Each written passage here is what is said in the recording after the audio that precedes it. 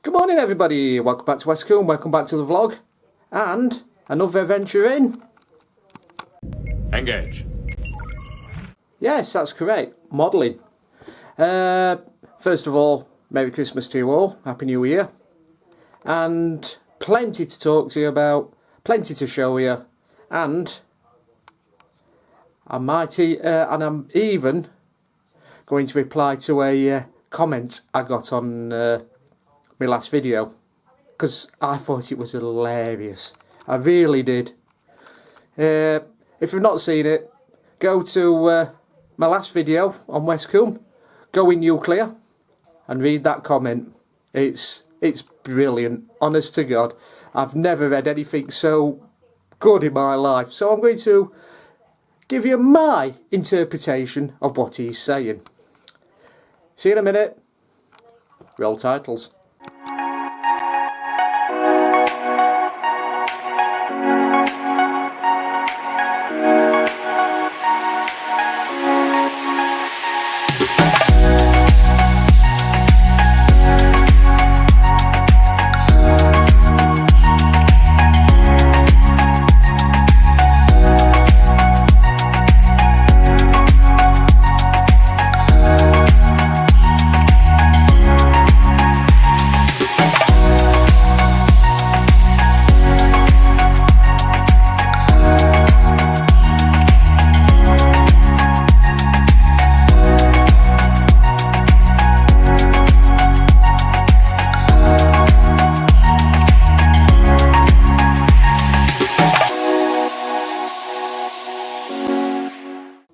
Welcome back.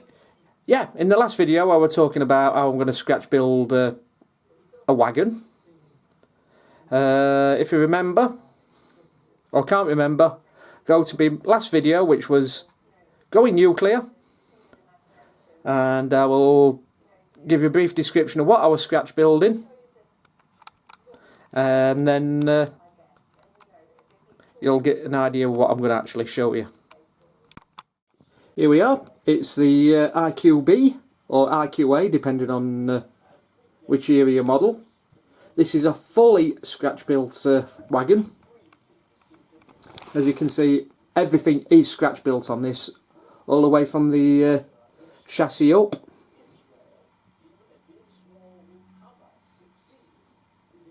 I've done it in rail freight distribution dark blue. Hold up a minute, my camera's steaming up, just bear with me a minute.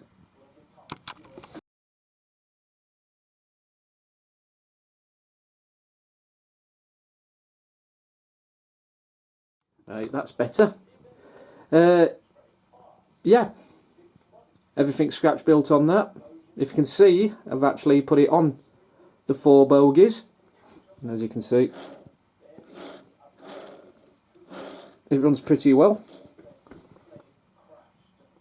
So, yep, that's the first update I'm going to give you for this one. This is the first new addition to the layout. So, can you guess what I'm building? I'm going to have a go at doing the LSL Mark III set. That uses either 86, 87 and 90. But unfortunately there's no DVT available yet. It's on, apparently going to be done, and sometime they'll arrive next year. So for the time being, I picked this up at the Spalding exhibition, second hand. I only got it for about less than a tenner. It's a Mark IV Intercity DVT.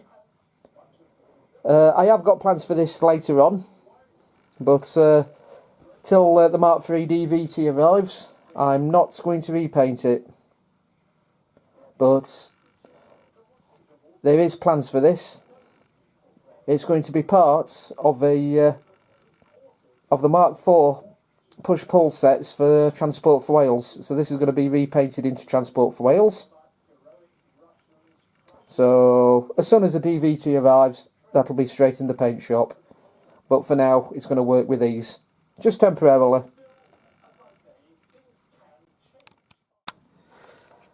Right, I'll just tell you quickly about the plans for 2024 with this layout.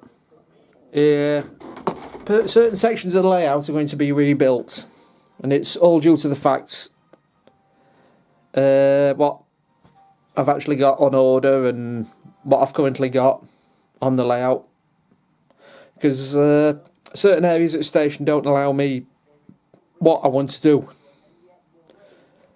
For example, I've got a branch line that's third railed, but I cannot leave a train in platform 4 because that's where my freight runs down and other EMUs. So I'll show you what we're going to do. If you can see, we've got platform 1 at the back, which is also the part of the slow line that comes in handy for using freight or EMUs or cross-country services. You've got platform 2, which takes a Mark 3 push-pull set. You've got the 2 through lines, where obviously trains go through without stopping. Then you've got platform 3, again it holds a push-pull set, which ironically has one of my kit-built Class 87s on at the moment. Then we got platform 4, where one of my other new additions sits. That's my Class 319 that I just bought myself. But, as I said, I cannot park any EMUs up. So what we're going to do is this whole section from here to here is going to be extended forward. Right? So which means then the whole station is going to be totally rebuilt. New canopies, station buildings, footbridge. And we're going to have 2 extra platforms here. Well, up to there. Which will take a full 4-car EMU. Okay. It's going to be third railed, as you can see here. I don't think you can actually. Just move this out of the way. You can see that it's third railed and overhead. But these sidings are going to just be third railed. Well, platforms are going to be third railed.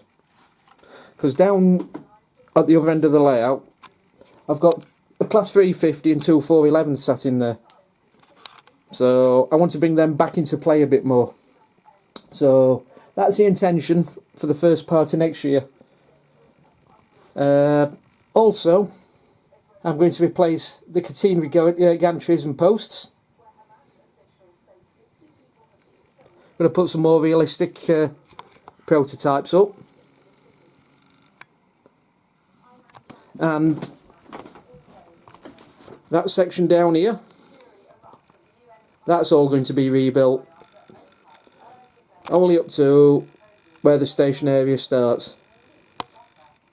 Because can't do out with that back section there.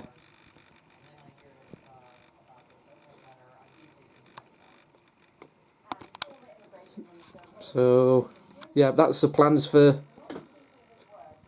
start of next year.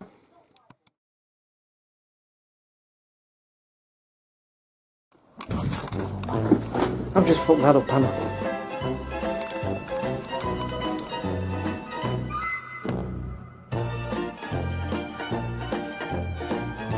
Good morning everybody, welcome back to Westcombe, welcome back to the vlog, and welcome back to another adventure in Engage Model Railways.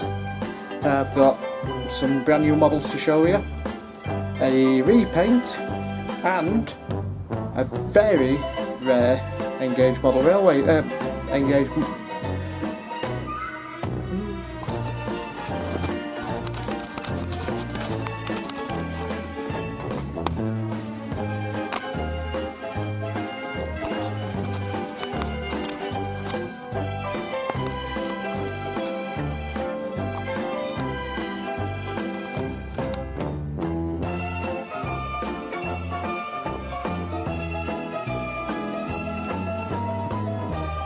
Seems to be selling like hotcakes. It's one of the Caledonian Blue 86. Idiot. It's a Caledonian Blue Class 92. 92023.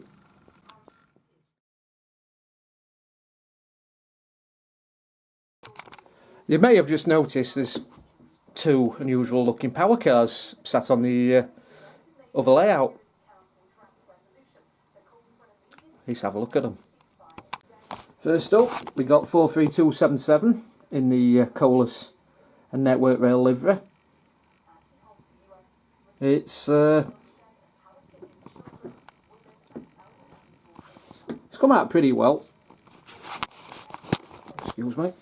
Yeah, it's come out pretty well, that, actually. There's I've used bits of transfers that were in my pack, because they don't actually do the full livery pack yet. So what I've done, all my transfers have come from Railtech. Why is that bubbling? So, yep, what I've done, how I've painted this, I've used Strathclyde Low Door Orange, just a standard black for the roof and the middle section there, and Network Rail Sunshine Yellow for that. It's not on a chassis at the moment because I've got the chassis under something else the second. So, yep, we'll show that running around the layout. Yeah, next up we've got 43274. It's in the EMR stroke Colas purple and white livery. I'll show you that logo. There we are. For this I've used Umbrol 68 purple and Umbrol 67 grey. You mix a bit of grey into the purple to get this purple shade. You only put a really small amount into the paint. You don't put a lot in it, just a really tiny piece. And then just a standard white and just a matte black for the roof. The transfers came from Railtech. And if you can see, I've just detailed the bogies up a little bit. So yeah, we'll see that run on the in a little bit. Another thing we've been working on at Westcombe over the last couple of weeks, months, is I have now been learning how to weather. So what I'm going to show you is my way of doing it. It's not probably the correct way of doing it, but it's model railways, you do it your own way. So I know I'm going to get some stick for doing this, but the first up, I've weathered two Graham Farish sea cows out of the original batch, not the Dutch ones, but the original EWS ones. So I'll show you those. Here we are, two of the sea cows. The reason why I'm learning to weather, it's an ongoing project that I'm working on.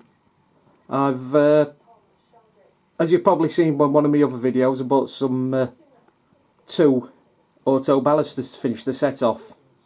These are weathered and they don't quite look right with the rest of the set, so what I'm going to do over the next few months, year or whatever, is I'm going to weather the whole set. So yeah, these are the two sea cows. It's a mix of the paint from MIG and some powders from DCC Concepts.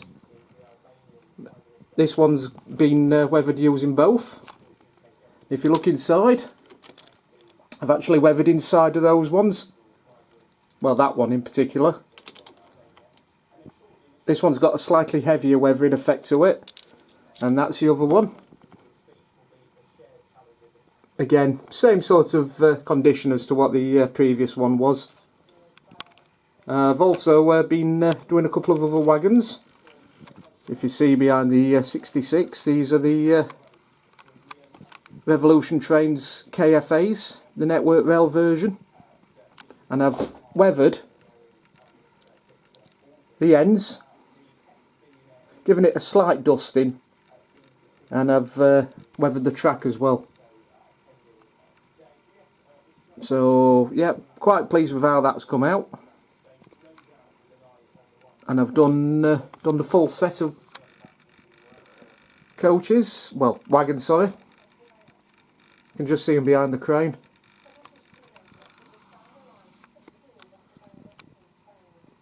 So quite happy with those. Another set of wagons that has been through the works is my set of Farish BDAs.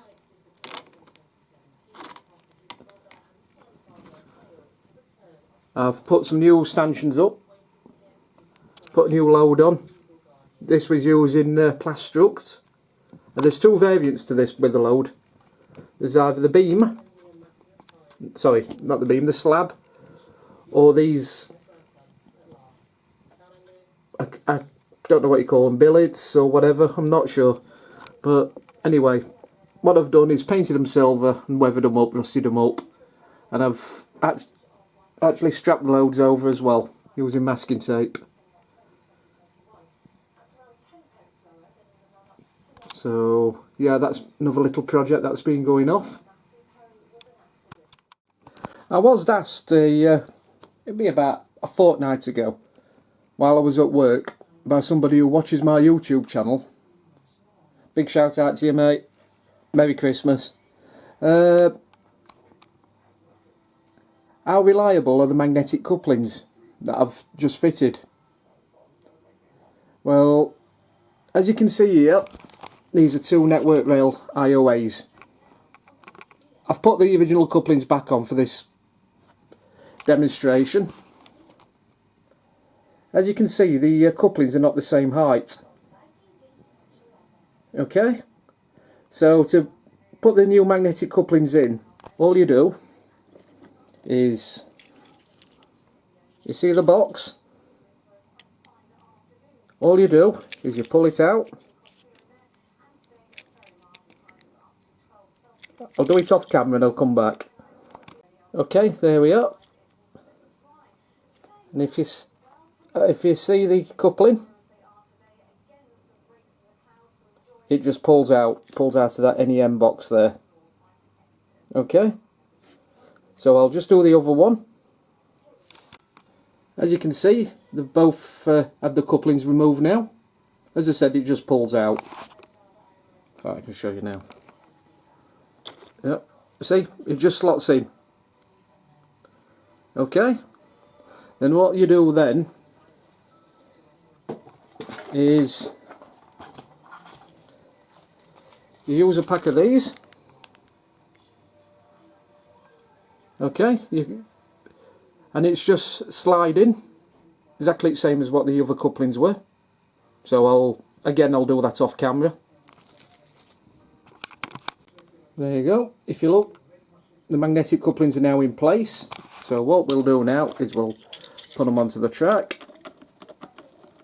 That's one.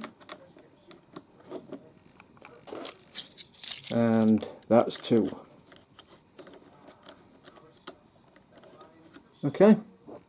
And then all it is, there we are, coupled up. And as you can see, they're run pretty well. And as an added bonus, the couplings are the same height. And also, the distance between the buffers is actually closer. Not by much, but it's closer. And all you do then to just separate them is you just pull them apart. I know I've just derailed it, but you just pull them apart. There's no lifting the wagon up. I will show you running around the layout, and show you a few other things. Plus I might show you some highlights from this year. So, see you in a minute. Okay, but before I leave you with the running session, it brings me to that small matter of commenting on my comment I received for my last video, going nuclear. Right, first of all, it was a pair of 88s, not 68s, right? Do you watch my videos? If so, you'd realise I am not political. I do not do politics, especially with model railways, because it's a hobby. Same with out on the real railways, I don't do politics. But I'm going to have some fun. Right, I am going to show you how EWS used to run the flash trains, or train load coal, when it used to have the barrier vehicles. Okay, because I can run just about any period when it comes to flash trains. Okay, so I've just set that up.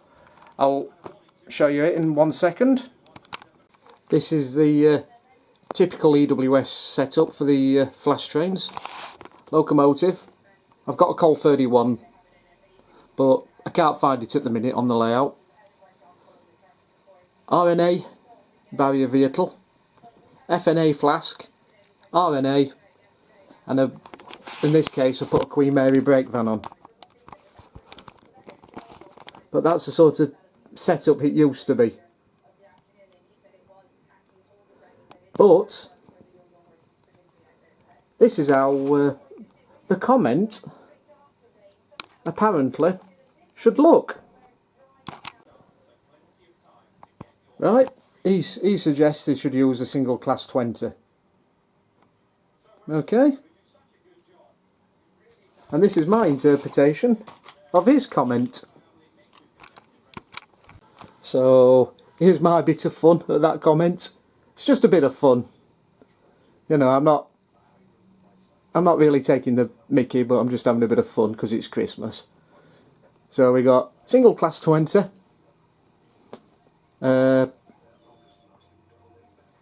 A cargo wagon, the RNA, the FNA, the RNA, cargo wagon, and the brake van at the end.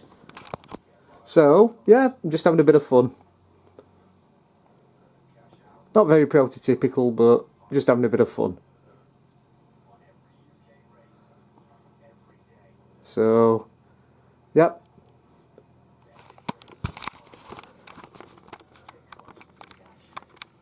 See, I told you I was going to have a bit of fun with that comment. It was so good not to have a bit of fun with.